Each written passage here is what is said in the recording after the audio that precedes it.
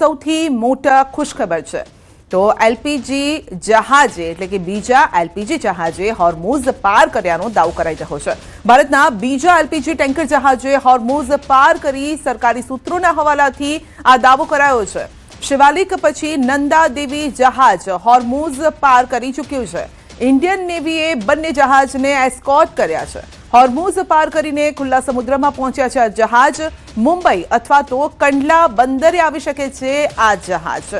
તો એલપીજી જહાજ અહીં પહોંચી શકે છે। બંને જહાજમાં 40,000 ટનથી પણ વધુ એલપીજીનો જથ્થો છે તેવો દાવો કરવામાં આવી રહ્યો છે।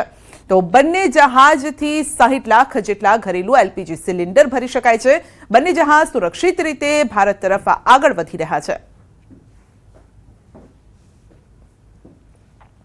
તો એલપીજીને લઈને આ સૌથી મોટા રાહતના સમાચાર। એક તરફ લોકોમાં એલપીજીની ઘટ થઈ ગઈ છે, તેને લઈને ચિંતા હતી। ગેસ સિલિન્ડર નથી મળી રહ્યા તેને લઈને ચિંતા હતી, પરંતુ હવે આ ચિંતામાં રાહત આપી રહ્યા છે આ સમાચાર। કારણ કે એલપીજી સાથે જે જથ્થો છે તેની સાથે એક જહાજ, બે જહાજ જે છે તે હોર્મુઝ પાર કરી ચૂક્યા છે।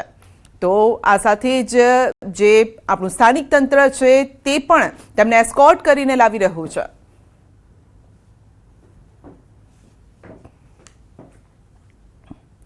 અરવલ્લીની વાત કરીએ તો ગેસ એજન્સી બહાર લોકોની લાગી છે લાઈન। ભિલોડામાં ગેસના બાટલા માટે લોકોનો રઝળપાટ। 3 દિવસથી લાઈનમાં ઊભા રહેવા માટે લોકો મજબૂર છે। એજન્સીમાં જરૂરિયાત કરતાં ઓછી બોટલ આવતા મુશ્કેલી વધી છે। ભારે ગરમી વચ્ચે લોકો લાઈનમાં લાગ્યા છે। ગેસના બાટલા ન મળતા લોકોમાં રોષ પણ છે।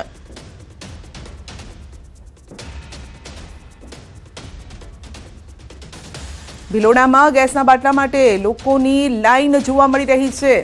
લોકો પણ અત્યારે પેનિક થઈ ગયા છે કે આગળના સમયમાં એલપીજી ગેસ મળશે કે નહીં। તો પહેલેથી જ એડવાન્સમાં તેઓ બુકિંગ પણ કરાવી રહ્યા છે અને લાઈનમાં લાગી ગયા છે।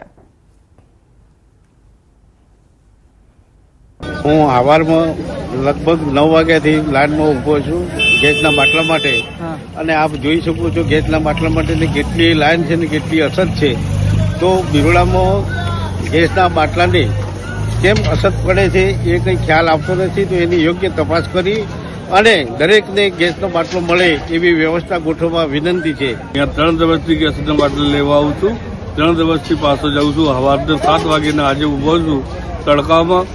ખાવા પીવા વગર, નાસ્તા કર્યા વગર તોય કંઈ નંબર મળે નહીં। એક જ ગાડી આવેલી છે, બાટલા મળતા નથી। 3 દિવસથી ધક્કા ખાઉં છું ભિલોડા ગામમાં। ઈંધણની પરિસ્થિતિ વચ્ચે અમદાવાદ કલેક્ટરની એડવાઇઝરી જાહેર કરાઈ છે। સમય પહેલા એલપીજી સિલિન્ડર બુક ન કરવા માટે અપીલ કરાઈ છે। સર્વર લોડ ઘટાડવા માટે એડવાઇઝરી જાહેર કરાઈ છે। ઘરેલું એલપીજી માટે જાહેર કર્યો છે નંબર। રાંધણ ગેસની બચત માટે સોલાર કુકરનો ઉપયોગ કરવા માટે પણ સલાહ અપાઈ છે। પેટ્રોલ ડીઝલ બચાવવા માટે પબ્લિક ટ્રાન્સપોર્ટ ઉપયોગ કરવાની પણ અપીલ કરાઈ છે। તો ગેસની બચત માટે હવે કયા કયા ઉપાયો આપણે કરી શકીએ તે અંગે ખાસ સૂચન આપવામાં આવી રહ્યું છે। ઈંધણના સંકટ વચ્ચે અમદાવાદ કલેક્ટરની એડવાઇઝરી છે કે સમય પહેલા ગેસ સિલિન્ડર બુક ન કરાવો, કારણ કે સર્વર પર લોડ વધી રહ્યો છે। એક સાથે લોકો જ્યારે બુકિંગ કરાવી રહ્યા છે ત્યારે સર્વર ઠપ થવાના કિસ્સા પણ સામે આવી રહ્યા છે। સોલાર કુકર ગેસની જગ્યાએ સોલાર કુકરનો ઉપયોગ કરવાની સલાહ આપવામાં આવી છે અને ટ્રાન્સપોર્ટેશન માટે પબ્લિક ટ્રાન્સપોર્ટનો ઉપયોગ કરો।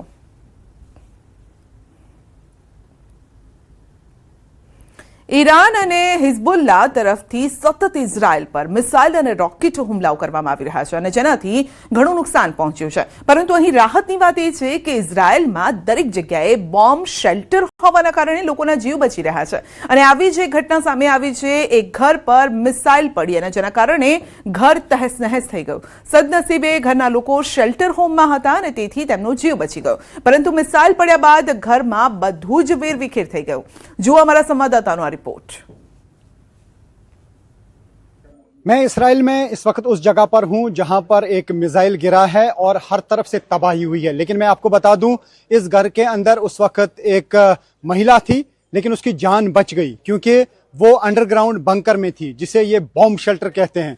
तो उसका मतलब है कि जब सायरन बजती है तो यहाँ के लोग जो बॉम्ब शेल्टर में जाते हैं उससे उनकी जान बचती है, नहीं तो जो तबाही यहाँ इस घर की हुई है यहाँ पे बचना लगभग नामुमकिन था। लेकिन इसी घर के अंदर एक महिला थी जिसकी जान इसलिए बच गई क्योंकि वो अंदर बॉम्ब शेल्टर में थी। मैं दिखाने की कोशिश करूंगा आपको कि यहाँ कितनी तबाही हुई है इस घर की, लेकिन वो महिला जो है वो पूरी तरह से बच गई, उसे कोई भी चोट नहीं आई है।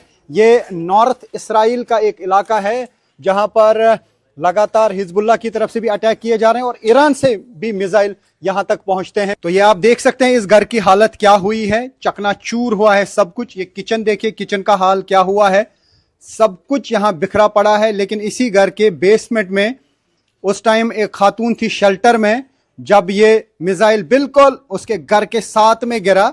एक शख्स मेरे साथ हैं। Your name?